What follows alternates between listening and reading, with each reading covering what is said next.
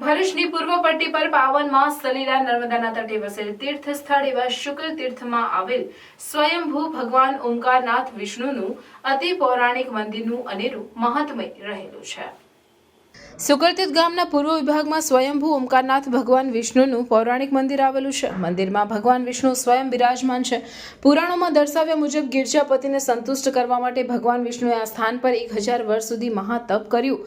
આહાર પણ છોડી દઈને માત્ર વાયુનું ભક્ષણ કરીને આ તીર્થમાં તેઓ રહ્યા। તેમની તપસ્યાથી દેવના દેવ મહાદેવ પ્રસન્ન થઈ પ્રત્યક્ષ થયા હતા।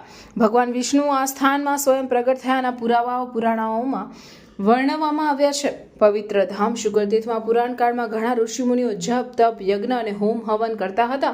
ત્યારે આ ક્ષેત્રમાં મા નર્મદાનું વિકરાળ સ્વરૂપ ઋષિમુનિઓના ધર્મ કાર્યમાં વિક્ષેપ નાખતું હતું અને ઋષિમુનિઓની બધા પૂજા સામગ્રી પોતાના જળ સાથે વહાવી જતા હતા। અનેકવાર આનું પુનરાવર્તન થતા ઋષિમુનિઓએ સર્વ અર્થ આપનાર વિભુ જગતના નાથ પાલનહાર ભગવાન વિષ્ણુની આરાધના કરી।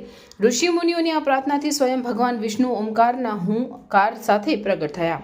ભગવાન વિષ્ણુના પ્રત્યક્ષ થવાથી અને એમના કહેવાથી માં નર્મદા એક કોષ દૂર ખસી ગયા। આમાં સ્થાન ઋષિમુનિઓ માટે સ્નાન જપ તપ યજ્ઞ કરવા માટે સર્વશ્રેષ્ઠ બન્યું। ભગવાન વિષ્ણુ ઓમકારના હુંકાર સાથે પ્રગટ થયા તે દિવસે કાર્તિક સુદ પૂર્ણિમાનો હતો, તેથી આ દિવસ તેમના પ્રાગટ્ય દિવસ તરીકે ગણાય છે અને શુક્લતીર્થ ખાતે ભાતીગઢ ધાર્મિક મેળો ભરાય છે।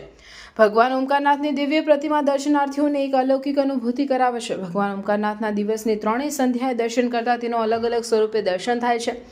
સવારમાં ભગવાન બાલ્યાવસ્થા રૂપે, મધ્યાહને તરુણાવસ્થા રૂપે અને સંધ્યાકાળે વૃદ્ધાવસ્થાના રૂપમાં ભક્તજનોને તેમના દર્શન થાય છે। આવું અનેક દર્શનાર્થીઓએ અનુભવ્યું છે। ભગવાન વિષ્ણુ અહીં ચતુર્ભુજ સ્વરૂપે બિરાજે છે। ભગવાન વિષ્ણુની પૂર્ણ કદની પ્રતિમા ઘણી વિશિષ્ટતાઓ ધરાવે છે। વિષ્ણુના ઘણા ઓછા મંદિર હોય છે અને જ્યાં છે ત્યાં ભગવાન વિષ્ણુ શ્યામ વર્ણના છે, જ્યારે શુક્લતીર્થમાં ભગવાન શ્વેત સ્વરૂપે બિરાજે છે।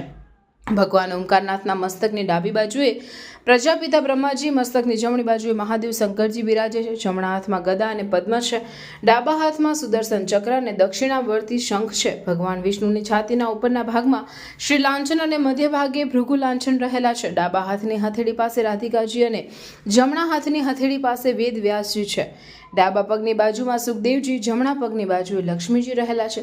ભગવાન ઓમકારનાથની પ્રતિમા ઉપર શેષનાગ આખા શરીર ઉપર વીંટળાયેલા છે તથા નાગની ફણા ભગવાનના મસ્તકની પાછળના ભાગે દેખાય છે। પ્રતિમાની નીચેના ભાગમાં તેમના દ્વારપાળ જય અને વિજય ભગવાનની સુરક્ષા અને આજ્ઞાની રાહ જોતા હોય છે। ઓમકારનાથના મંદિરની સામે ગરુડજી બિરાજે છે, તેમની સાથે હનુમાનજી પણ પોતાનું સ્થાન ધરાવે છે। ઓમકારનાથના ડાબી બાજુએ માતા લક્ષ્મીજી બિરાજે છે અને જમણી બાજુ ભગવાન સૂર્યનારાયણ તેમના 7 ઘોડાના રથ સાથે પ્રકાશ આપી રહ્યા છે। આ પૌરાણિક મંદિરના નિર્માણનો પણ એક ઇતિહાસ છે। આ મંદિરનું બાંધકામ તે સમયના તાંબેકર રાજાએ કરાવ્યું। આ જ તાંબેકર રાજાએ કે જેમણે શુક્લતીર્થ મંદિરની સાથે ડાકોર મંદિરનું પણ નિર્માણ કરાવ્યું હતું। આ મંદિર સમયાંતરે સમારકામ તથા રંગ રોગાણ દ્વારા નિત નવીન ઓપ પામતું રહ્યું છે। છેલ્લે 2004માં મંદિરનું સમારકામ તથા ભગવાન વિષ્ણુની પ્રતિમાને પણ નવો ઓપ આપવામાં આવ્યો છે। અહીં ઓમકારનાથ વિષ્ણુ ભગવાનની પૂજા અર્ચના અવિરત ચાલતી રહે છે।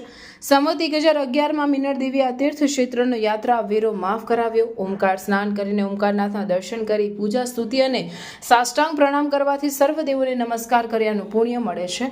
કહેવાય છે કે જેટલા તુલસી પત્રો અને પુષ્પો ભગવાન વિષ્ણુની પૂજામાં અર્પણ કરાય છે, એટલા 1000 વર્ષો સુધી મનુષ્યને વિષ્ણુ લોકમાં સ્થાન મળે છે।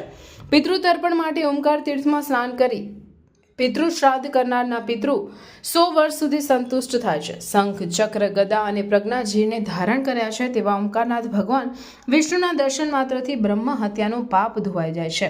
શુક્લતીર્થમાં કાર્તિકી 11થી પૂર્ણિમા સુધી ધાર્મિકતાની હેલી સર્જાઈ રહી છે। કેટલાય લોકો નર્મદા સ્નાન સાથે પરિક્રમા અને દેવ દર્શન માટે ઉમટી રહ્યા છે। મારું નામ હિતેશ પાઠક છે। હું આ મંદિરનો પૂજારી છું। આ શુક્લતીર્થ છે અને આ ગામનું નામ શુક્લતીર્થ એટલા માટે છે કે આ વિષ્ણુ ભગવાન શ્વેત છે, માટે આ ગામનું નામ શુક્લતીર્થ છે। આ વિષ્ણુ ભગવાનની મૂર્તિ નર્મદા નદીમાંથી સ્વયંભૂ પ્રગટ થયેલ છે અને રેતીની છે। આ ભગવાન વિષ્ણુ ભગવાન દિવસ દરમિયાન 3 સ્વરૂપ બદલે છે। સવારે બાલ્યાવસ્થા, બપોરે યુવાવસ્થા અને જેમ સાંજ પડે એમ વૃદ્ધાવસ્થામાં આવે છે। અને એવું માનવામાં બી આવે છે કે અહીંયા આગળ 5 પૂર્ણિમાની બાધા રાખો તમે તો તમારું કોઈ પણ કામ હોય એ સંપૂર્ણ રીતે પૂરું થઈ જાય છે। વિષ્ણુ ભગવાન પાસે જે લોકો શ્રદ્ધાથી આવે છે એમનું વિષ્ણુ ભગવાન અવશ્ય કામ કરે છે। અને આજે શુક્લતીર્થમાં જે મેળો ભરાય છે આ વિષ્ણુ ભગવાનનો એમનો પ્રાગટ્ય દિવસ છે, એટલે કે એમનો જન્મ દિવસ છે। માટે જ આ શુક્લા તીર્થમાં આ વિષ્ણુ ભગવાનનો મેળો અહીંયા કાર્તિક સુદ 11 કાર્તિક સુદ પૂર્ણિમા સુધી ભરાય છે. ભાઈ ચંદુલાલ ભટ્ટ, શુક્લેશ્વર મહાદેવના પૂજારી. આનો મહિમા એવો છે કે દર કાર્તકી પૂનમે દેવ દિવાળીએ દેવ ઉઠી 11થી 20 સુધીનો અહીંયા મેળો ભરાય છે. આ ભાતીતલ મેળો કહેવાય છે. આ મેળામાં વર્ષો પુરાણો વર્ષોથી આ મેળો ભરાતો આવ્યો છે અને આ મેળાનું પરંપરાગત જળવાઈ રહેલી છે. આનો મહિમા એવો છે કે ઈક્ષ્વાકુ કુલમાં ચાણક્ય નામના રાજા થઈ ગયેલા. તે શરીરના કુષ્ઠ રોગથી પીડિત હતા. તો તેમને દેવો ઋષિમુનિઓને પ્રાર્થના કરી કે મને કોઈ એવો રસ્તો બતાવો કે જેથી મારો મોક્ષ થાય, મારું કલ્યાણ થાય, મારો ઉદ્ધાર થાય અને સર્વે પિતૃઓનો ઉદ્ધાર થાય. તો આકાશવાણી થઈ કે જ્યાંથી નર્મદા નદી નીકળે છે અમરકંટથી, અમરકંટમાં બી મૈકલ નામનું પર્વત છે, ત્યાંથી આ નર્મદા નદી નીકળે છે. ત્યાંથી તું કાળા વસ્ત્ર, કાળી ગાય, કાળા સરવાળી નાવ લઈને નીકળ. જ્યાં આવતા 3 વસ્તુ શ્વેત સફેદ થશે ત્યાં તારો મોક્ષ થશે, તારું કલ્યાણ થશે, તારો ઉદ્ધાર થશે અને કોઈ દેવના દર્શન થશે. તે રાજા અમરકંટથી કાળા વસ્ત્ર, કાળી ગાય, કાળા સરવાળી નાવ લઈને નીકળે છે. બધી જગ્યા પર તીર્થાટન સ્નાન કરતાં શુક્લતીર્થની ભૂમિ પર આવે છે. તો 3 વસ્તુ શ્વેત સફેદ થાય છે અને પાતાળમાંથી મહાકાલ શિવલિંગ પ્રગટ થાય છે અને કહે છે કે તારી તો સર્વે મનોકામના પૂર્ણ થઈ. હવે તારી કોઈ અંતિમ ઈચ્છા હોય તો બોલ. ત્યારે કે પ્રભુ, હવે મારી કોઈ અંતિમ ઈચ્છા નથી, પણ આપ સર્વેના કલ્યાણ માટે મા ઉમાપતિ સહિત આ સ્થાન ના છોડો એવું મને વચન આપો. ભોલેનાથે કીધું તથાસ્તુ. ત્યાંથી આ દાદા અહીંયા બિરાજમાન થઈ ગયા અને જે પેલી 3 વસ્તુ શ્વેત સફેદ થઈ, શુક્લ યાને કે શ્વેત, એના પરથી આ શુક્લેશ્વર મહાદેવનું નામ પડ્યું અને આ શુક્લેશ્વર મહાદેવના નામ પરથી આ ગામનું નામ શુક્લતીર્થ પડ્યું. અને શુક્લતીર્થનો અર્થ જ એવો થાય છે સકલ તીર્થ, સર્વે તીર્થોનું ફળ સમયનું છે. તમે જે બીજે બધે યાત્રા કરો ને પુણ્ય મળે એના કરતાં તલપૂર્વી પુણ્ય તમને અહીંયા વધારે મળે એવો એનો વિશેષ મહિમા છે. એના દર્શન માત્રથી પિતૃઓનો મોક્ષ થાય એ બી એનો એક વિશેષ મહિમા છે.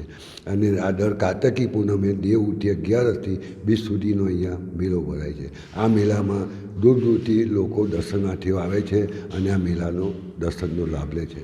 બોલો શ્રી શુક્લેશ્વર મહાદેવ કી જય. નમઃ પાર્વતી પતે.